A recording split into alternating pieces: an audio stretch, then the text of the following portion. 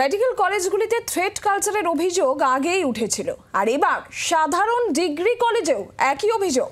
আরজি কর কাণ্ডের প্রতিবাদে শামিল হওয়ার জেরে ক্লাস করতে না দেওয়ার অভিযোগ উঠেছে বাঁকুড়ার সারদামণি মহিলা কলেজে।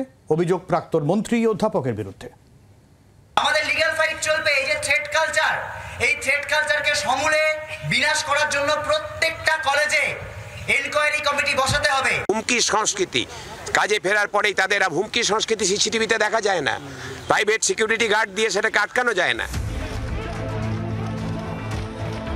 আরজি কর ধর্ষণ খুনের প্রতিবাদে আন্দোলনে বারবার উঠে আসে থ্রেট কালচারের প্রসঙ্গ। প্রায় সব মেডিকেল কলেজেই শাসক দল ঘনিষ্ঠদের বিরুদ্ধে ক্ষোভ উগরে দেন পড়ুয়া চিকিৎসকরা। থ্রেট কালচারের অভিযোগ এবার সাধারণ ডিগ্রি কলেজগুলিতেও, যেমন বাঁকুড়ার সারদামণি মহিলা কলেজ।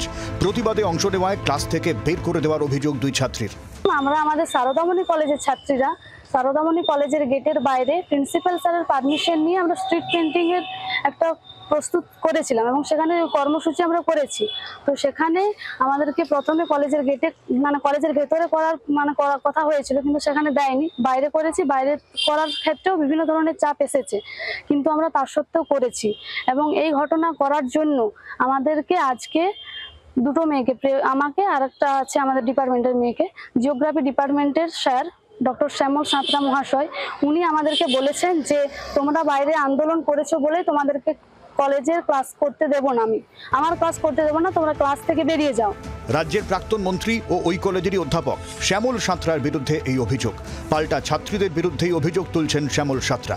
বেশ কয়েকজন ছাত্রী, বিশেষ করে যারা একটা নির্দিষ্ট দল বিলং করে, তাদেরকে প্রায়ই আমরা দেখেছি আন্দোলনের নাম করে তারা বিভিন্ন সময় কি করছে, আমাদের ক্লাসের ভেতরে ঢুকে গিয়ে পার্টি করতে হবে, মিছিলে যেতে হবে এবং প্রয়োজনে টাকা দিতে হবে, এবং তার জন্য তারা কিছু লিফলেট নিয়ে গিয়ে স্টুডেন্টদেরকে ধরিয়ে একটা ক্লাসের যে পরিবেশ, সুষ্ঠু পরিবেশ, সেটা কিন্তু নষ্ট করছে।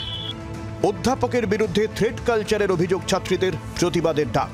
একটা প্রতিবাদ করেছি, এই প্রতিবাদ নিয়ে যে সামগ্রিকভাবে ভয়ের পরিবেশ উনি তৈরি করেছেন এবং ছাত্রীদেরকে থ্রেটও দিয়েছেন, এটা স্পষ্টই পরিষ্কার আজকে। এবং এই থ্রেট কালচারের বিরুদ্ধে আমরা আন্দোলন গড়ে তোলার চেষ্টা করব অবশ্যই। এবং কালকে আমরা সারদামণি কলেজের গেটে আমরা ছাত্রীরা মিলে এর বিরুদ্ধে আমরা প্রোটেস্ট করছি।